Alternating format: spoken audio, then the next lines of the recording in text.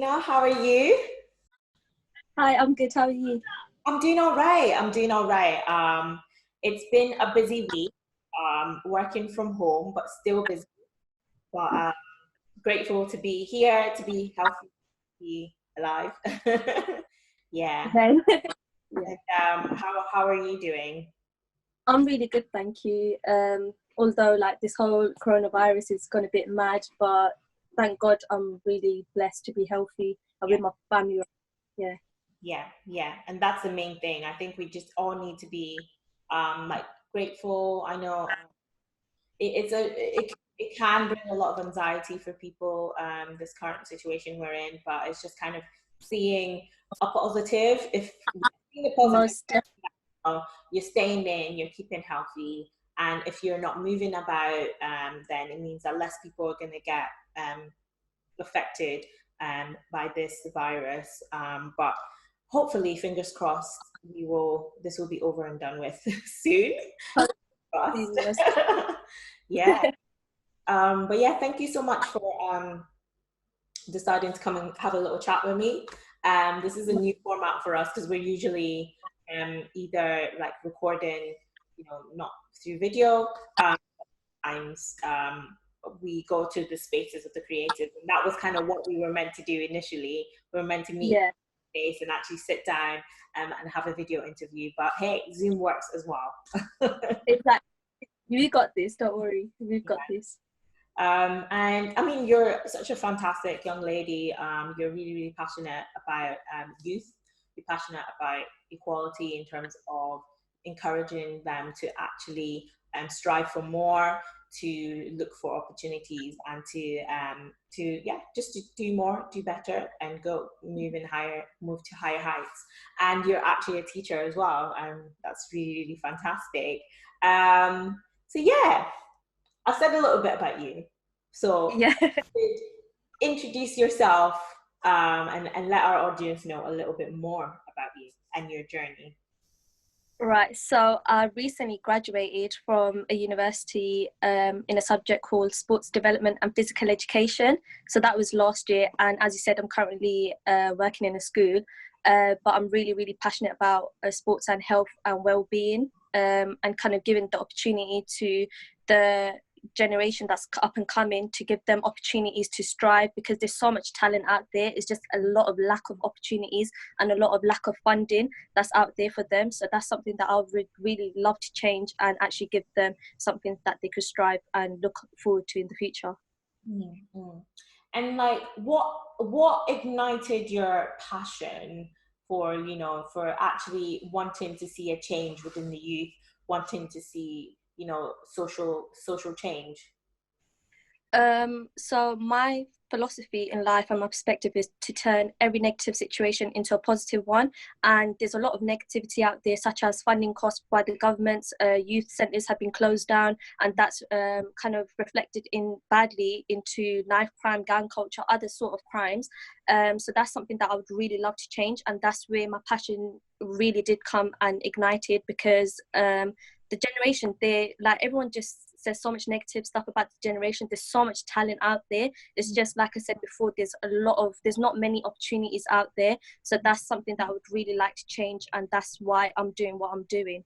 Mm-hmm, mm-hmm. And can you like expand a little bit more on like what you're doing in terms of sports and encouraging sports within the youth and within your own ethnic community? Yes, so I'm part of something called Uprising. So it's a social action campaign group, and you choose something that you're passionate about. So I've chosen sports, and I've linked it to knife crime and gang culture. So myself, alongside with two of my friends as well now, we're gonna start it in Bedford and then hopefully progress our way down to Luton and the Bedfordshire area. So our business is called Ascension. What we're gonna do, we're reaching out to those that the younger generation that are probably in knife crime or gang culture, and try to help pull them out of that kind of situation by using sporting activities, music, different activities such as arts and creativity, in order to kind of get them back on track and to get them educated, and so hopefully they can progress later on. Mm. That is really, really fantastic. Yeah, and you're right. I think there's so many factors that has to do, you know, with a young person being involved in certain activities such as knife crime or gang culture, and there's so many external things. But I think providing a safe space where they can actually learn. So, for instance, sports or arts where they can express themselves. Definitely. And like you mentioned, you know, like opportunity, learning about opportunities that can try and elevate them from where they are, and you know, be around people who can mentor them and who can they can look up to as well. I think Yeah. it's really, really, really great. And just a little bit about your group, about your Uprising group. So like how many of you guys are there in the group? So it's 3 of us in total. Mhm. And honestly, I could not have been put with better people. They're so passionate. And so I'm passionate about sports. The guy that I'm with, James, he's really passionate and he's so talented in digital, kind of that side of stuff and music. And he's got a lot of good links in that industry. And the girl that I'm with, she's so talented in events and she's passionate about gang culture and knife crime. So honestly, I could not have been put up with better people. So we thought not everyone is sports and not everyone enjoys sports, so we want to kind of be inclusive. We want to kind of target a lot of people, a lot of the youth, and what we thought would be able to do that is by using sports music and different stuff, so that they can actually come be confident and comfortable in our kind of a safe space, if you were to say, and actually kind of speak to us, and so that we can educate them. It's all about educating. It's not about putting people down. It's not about, yeah, everyone makes mistakes, but it's just about educating and making a negative into a positive, like I said before. Yeah. Fantastic. Yeah, that is really, really great. And when are you thinking of rolling this out? Because obviously with the whole COVID, it's quite tricky. So like, what are your thoughts about rolling it out? Like, how are you? Like, what's the planning looking like just now? So the plan was, in 2 days' time was when we were actually going to go and pitch our business idea in front of different businesses and organizations, so that we can actually gain funding and then open up our own little kind of sports center or like a little classroom that we can actually pay for, so that people can actually start coming and speaking to us and kind of just joining, being part of the group. But because of coronavirus, everything has been put on hold. All of my projects, all of the funding that is available, everything's just been put on hold. So we're just hoping corona finishes quickly, so then we could just start rolling and stuff. But you know what, I'm trying to like look at the positive in all of this. We've made amazing networks. We've networked with amazing people. We've got good connects already. We're still trying to communicate with them, getting the conversations going, being active with them, so that they know it's not because we're disinterested, it's because of the whole situation. So hopefully once this is all done, we'll just be picking ourselves up. Yeah, yeah, certainly. Yeah, fantastic. And I know a lot of thought has been going on and conversations, and you know, I was fortunate to listen to the founder Vine, sorry, Cornerstone seminar that they were talking about sort of innovation in this time, what people can really do in this time, because a lot of people were struggling. A lot of people had events that they had planned, and all of a sudden they had to, you know, just postpone or cancel. So I think it's a really, really great time to, in terms of planning, to really hone in on whatever it is that you're trying to do, in terms of business, in terms of events, in terms of you impacting your community, actually thinking about, you know, how your impact can be sustainable and how you can actually have resilience in terms of your business, in terms of your um, initiative. Yeah, so I think it's you know, like you said, seeing the positive Yes. out of the negatives, and I think this is a great time to plan for that, and actually, like you said, hone in on your networks and, you know, connect with them even via like what we're doing via Zoom. Yeah. Yeah, fantastic. So going back to sort of like sports. So how did you get into sports? Because yeah, we spoke a little bit before this interview, and you gave me a little bit of insight. So can you let us know how you got into sports? So literally it started when I was in primary school in year 6. There was like a fantastic teacher, and I really did enjoy sports, and I was probably like one of few girls that really enjoyed sports at that time. And so I just started cricket. I started playing cricket. So then that progressed into year 7 in secondary school, and my progression for and my passion for sports just rise and increased from there really. And then I was just involved in a lot of tournaments, a lot of competition, and I was blessed enough to play for Bedfordshire cricket women's team. And then I went on to university and then formed my own actual society, the own women's cricket team, because they didn't have one. So I successfully gained funding for my women's cricket team, which was formed. Wow, fantastic. Yeah. And are there any like sports personalities that inspire you? So there are kind of two which stuck with me throughout these whole years. So one is my secondary school teacher. Because I'm South Asian, it was really, really hard for me to kind of convince my family to let me take sports going on further from GCSE level, because in South Asian community it's not like represented for like it's not well respected for women to play sports and choose sports as a career. So therefore the teacher that I really looked up to was one of my secondary school teachers. She was my head of year, because she literally taught me your passion is what's going to get you in life, what's going to make you content in life, and always fight for your passion. So that's one of the ladies. And the other lady is Asma El Badawi. She is a successful campaigner. She campaigned for FIBA for Muslim women to actually allow them to wear headscarves during professional basketball games and tournaments. And she successfully gained a lot of people, and they kind of turned that around, and now women are actually allowed to wear headscarves whilst competing in basketball, which is phenomenal. Wow, Yeah. fantastic. That is so great. Wow. And yeah, it's really great that you have, you know, people who inspire you, who you look up to. Yeah. And sometimes I say, yeah, you look up to them. You don't necessarily have to follow in their footsteps, but you can learn from Yeah, their wins and from their mistakes as well. Sorry, exactly. Yeah. just went off. No, Um, in addition to what you just said, I think there's a lot of people that you meet that you can always gain a positive thing out from. So I think it's everyone comes into your life that you can take a positive outlook or something that they do that you can gain to make yourself a bit better. yeah, thank you. Wow, amazing. And you mentioned you touched on a few things. Number one, you touched on culture, and you also touched on religion. And speaking to you before, you mentioned that your dissertation was actually focused on sort of the cultural and religious barriers to participation in sport. So Yeah.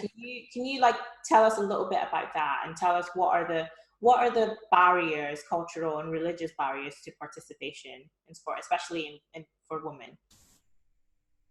Okay, so my research was based on South Asian women, so that was Bengali, Pakistani, people that are from Nepal. Sorry, so it's mostly a Muslim majority.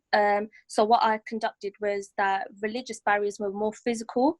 So, for instance, for women, it would be if you're in a mixed gender, mixed sex gym, you should like cover your head, like you should wear hijab, cover your hair, or if you were to go swimming, you should cover your body and stuff. So that's really difficult when you're in a mixed sex gym. So that was the religious side is more physical, whereas the cultural side is more of the mentality. So that's one thing that I really want to make clear, because a lot of people, and it infuriates me, a lot of people confuse religion with culture, and it should not be confused at all, because culture is more like in my situation, it was a lot more like it's not respected for a woman to kind of have a career in a sporting industry. South Asian is predominantly you should be a lawyer, an accountant, a doctor, stuff like that is more respected than someone that what I'm doing. So that is something that I conducted for my research.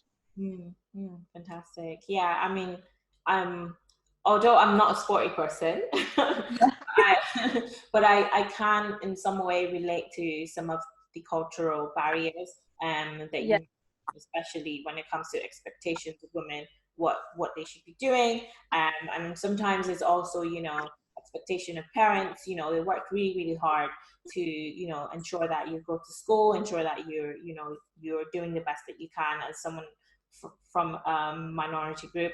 And yes, they do expect sometimes for you to be a lawyer or for you to be a doctor, or for you to be in the banking industry. But like you mentioned, following your passion, and following what you feel like is best for you and where you feel like you can be most impactful. So yeah. What are the enablers? So I mean, this is some project that you're going to be going on, trying to encourage sports participation and actually um, using that to involve the youth, and encourage them to be involved in more positive things and negative things. So what are the enablers of actually sports participation within women or within cultural group? So the enablers within, are you on about just supporting women or? Women and in women, and for you personally in within the Uh, community you belong to. Yeah. okay, so the reason why I wanted to do this was to educate people, especially in the South Asian minority, that it's okay if a woman wants to choose sports as a career.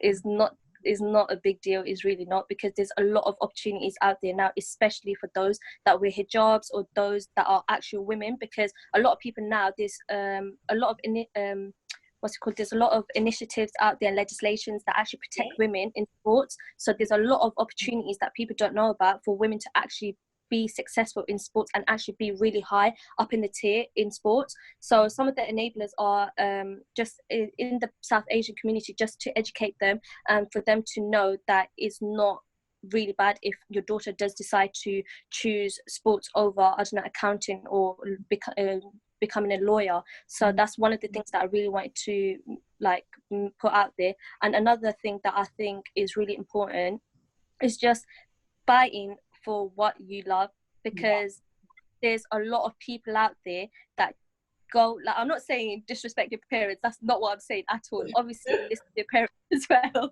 but follow what you love. Because honestly, if I didn't follow what I love, if I didn't choose sports when going to uni, I would not have gone uni. And I set that straight to my parents. I said I'd just get into a job, a regular job, I'm not going to uni, because at the end of the day, I'm the one that's in debt, you're the one that's going to be in debt, you're the one that's spending so many hours in and that graft into exams, into your coursework, into your essays.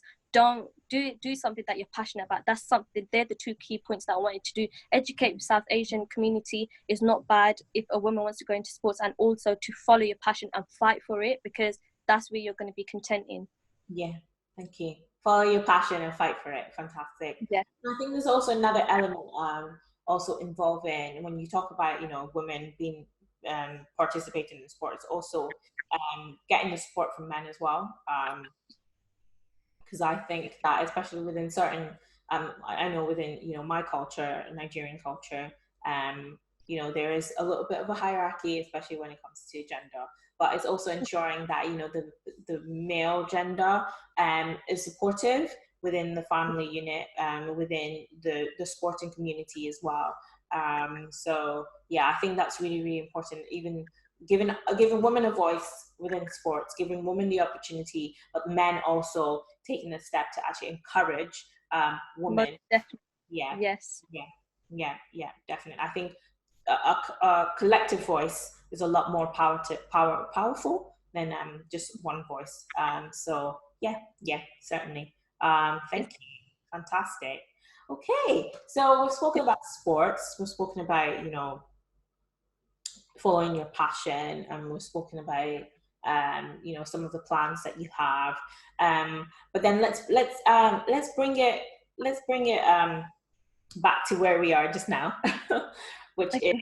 the current thing that we're doing. We're doing social distancing, and Yeah. you mentioned like how you weren't able to continue with the plans for this project, which is under the um, ooh, under the Uprising program. By the way, I am alumni of Uprising as well, so it's really fantastic actually speaking to you and hearing what you're doing within the program. But how has the recent events, how has COVID-19 affected you? So not Yeah. necessarily your project, but just you as a person just now. So projects aside, every events aside, it's made me more aware of how much impact you can get just by meeting a friend or touching a friend, or just that, even if it's 10 minutes, 5 minutes, like how much impact you get. Because one of my best friends has an autoimmune disease, and is actually due to coronavirus, as to why I'm really educated and aware of the impact social distancing has, and the benefits of social distancing. And another thing that I've learned from it is just to be grateful for the basic things that are out there, such as going to Tesco's, going to shopping, like just not standing in queues in ridiculous hours, you know, to get a bread or milk, like It's to literally appreciate. oh my Yeah, days, honestly. Over the last 2 weeks, it's just like this has just made me realize what is important. it's, In and it's fantastic. Like it's good because it's helped me sort of connect with family, connect with friends a lot more, calling them, checking up on them, making sure they're doing all right. And like you mentioned, understanding the impact of our activities, not just the impact of the virus, but the impact of what people do as individuals that can have yeah. an impact on other people. So yeah, right. One thing I'd like to add on that, one thing that this has honestly opened my eyes to is how important health is over to your wealth. Because I was a workaholic. I'd rather meet deadlines or meet new clients and connect with more new people than to meet a friend for, I don't know, like a couple of hours to do something stupid. Like, and it's really like hit me to my heart to realize, you know what, like your health is far more important. Like, you will be successful at the end of the day, you just need to balance it right. And health, honestly, like, just focus on your health more than anything in life. Yeah, you're right. I mean, I resonate with you on the whole workaholic thing, and it's crazy because there's certain things that you think are really really important, and then I think Yeah, the whole situation has kind of like made people realize that, look, the world is not going to end if you're not able to do this, or you're not, like, literally, like, even for instance, some people are like, oh no, you can't work from home, you can't do this. But look, we have to work from home now. We have to think about innovative exactly, from home. So it's really understanding that, yes, you can work, you have to strive, you have to, hustle, but you need to understand what the priorities are. Number one, your health, your family, and maybe your faith. And money is yes, not everything. Status is not everything. Instagram followers is not everything. It's Yeah, you need to think about what are the priorities, what is key, what is dear to your heart. And knowing, like you mentioned, like, as being a workaholic, or being someone who has a lot of ambition, is knowing, hmm, thinking about how that is impacting you, number one, and the impact that you're actually making through that. And just weighing everything up and just saying, okay, yes, I need to work hard, but I also need to have time for my family, but I also need to have time for myself, before, yeah. exactly. Yeah, fantastic. Okay, so how are you keeping active during this time? Because we're only allowed the 1 hour to go out. So how are you Yeah, keeping? so I'm blessed because in my garden I have a gym, Oh, so I literally, yeah, I just go to my garden to oh, gym it up. yeah, yeah, Yeah, yeah. And but sorry, and what are the things that you sort of do, like, in terms of your gym in the garden? Like what does it entail? so I have a treadmill there, a couple of weights there, so I do a bit of cardio. But then I try not to, because it's in a room, I try not to stay there for long. So I have an hour and a half where I gym every day. I try to do it in the morning because that's where I'm more awake and alert. So I spend like 45 minutes in my gym, and then in the garden I actually kind of then my sisters come out and then I gym with them and try to get them a bit active as well. Yeah. Oh, and your sister's quite young as well, or? My younger sister is 2 years younger than me. So, Oh, and she's just, I had to think about that, sorry. yeah, And that's my fine. older, and my older sister, she's just a year older, but because I'm really passionate about sports, my older sister works for the NHS, so it's really hard to kind of, for her to be active, because she does 12-hour shifts, and then she comes home, she cooks, she goes sleep. So I try to maintain that activity and keep it active as much as I can. So I think this lockdown is helping us because we're forced to kind of go in the garden together and activate ourselves. Fantastic. That's great. And do you have sort of any advice in terms of, exercise, or in terms of keeping your spirits up during this time? I think one thing that I'd say is you don't need to pay for a gym to be active. You could do it all in the comfort of your own house. So it could be basic stuff like when you're walking up the stairs, if you really can't be bothered to actually go out and exercise, whilst walking up the stairs, do lunges, miss a step, do lunges, and or maybe jog up the stairs or jog back down. Like, just do that a couple of times. Squat up and down the stairs if you're not comfortable going in your garden because other people can see, neighbors, etc. Yeah. But I think just honestly being active, doing that 1 hour a day is really important. You could do it in your bedroom, your living room, your garden, anything like that, but I'd honestly advise to stay active. Yes, definitely. Staying active is really good for your physical body, as well as your mental But health as well. Because we're staying indoors, we're not connecting the way we used to. So it's really important to, keep your spirits up. And yeah, for me, like you mentioned, I've been exercising. I've been trying to do it twice. I've tried to do it twice a day. So try to do a little bit yeah, of cardio in the morning, and then in the evenings do a little bit of strength training as well. So I got a few bits and bobs before the lockdown. So I got a kettlebell, a dumbbell, some an exercise band. One of those bands for like yeah. um yeah. I was like, I know myself. Sometimes I tend to comfort eat. So I was like, okay, you know what? This is like the perfect opportunity to comfort eat. Exactly. I'm not gonna do that. I'm gonna focus on my physical, and ensuring that my mental health is also doing well by doing that. So yeah. Exactly. Girl, get them gains. I'm telling you, it'll help mentally as well. Yeah. Yeah. Wow, fantastic. And I've been speaking to a lot of my friends, and I asked them, what is the first thing you would do after COVID is over? So what is the first thing you will do after COVID is over?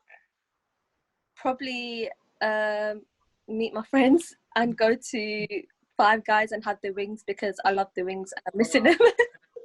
Yeah, but I think just the normal stuff like meeting your friends and actually communicating with them and just sitting with them, because it's a lot different when you're sitting with them rather than talking to them over FaceTime. But that's one thing that I definitely do. Or maybe travel, go on my cheeky road trips. Yeah. Yeah.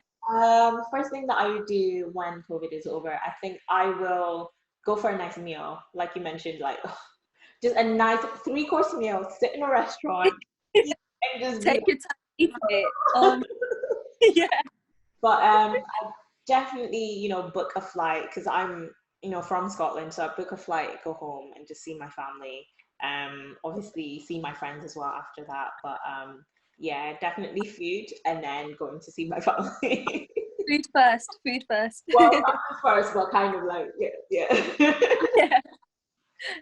Thank you so much, Hina. It's been such a pleasure speaking to you, and I'm really, really like inspired by your passion to really create a change within your community. You're really passionate about the youth, and also passionate about the community you're in, and ensuring that women, break away from the status quo, especially when it comes to sports. Really fantastic. Do you have any final words for our listeners, or anything you'd just like to say? The only thing I'd say is, although COVID-19 and the situation lockdown is really negative, just try to see the positive outcomes from it, and just take care of your mental selves and physical selves. But mental self, like yourself, comes more important than your physical. So Mm. just take care of yourselves and look after yourselves. Thank you. Yes, Yeah. look after yourself. It's really, really important during this time. Not to, it's hard to say not to be too anxious, but because it's just a situation that nobody ever has, experienced before. But Mm, try to stay positive, try to connect with friends, try to do things yes. that gets yourself away from the news and everything that's going on around you. Yeah. And how can our listeners connect with you? So on Instagram and Twitter, my handles are HinaXShafi. So it's Hina X Shafi. And on Facebook and LinkedIn, it's just Hina Shafi. Mhm. Fantastic, fantastic. Thank you so much, Hina. It's been so Thank you so much. you. I hope you have a wonderful rest of the weekend, and please stay safe. And maybe perhaps when all this is over, we can catch up and we can speak in person. Most definitely. Thank you so much. Take care. You too. Bye.